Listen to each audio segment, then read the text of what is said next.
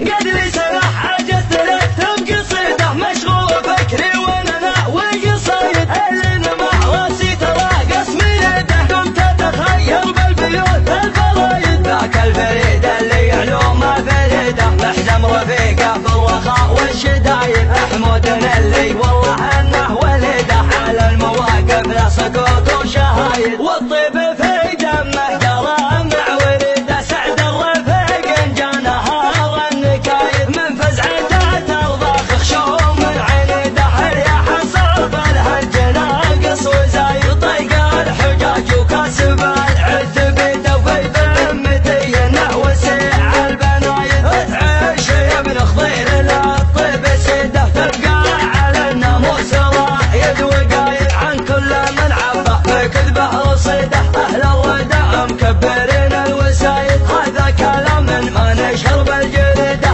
مصدق ما هو بكذب الجرايد قد لي سنه حاجت لك تبقي صيده مشغول فكري وانا وقصيد اللي مع راسي ترى قسم اليده قمت اتخيل بالبيوت الفرايد ذاك الفريد اللي يعلومه فريده محزم رفيقه بالرخاء والشدايد حمود اللي والله انه ولده على المواقف لا سكوت وشهايد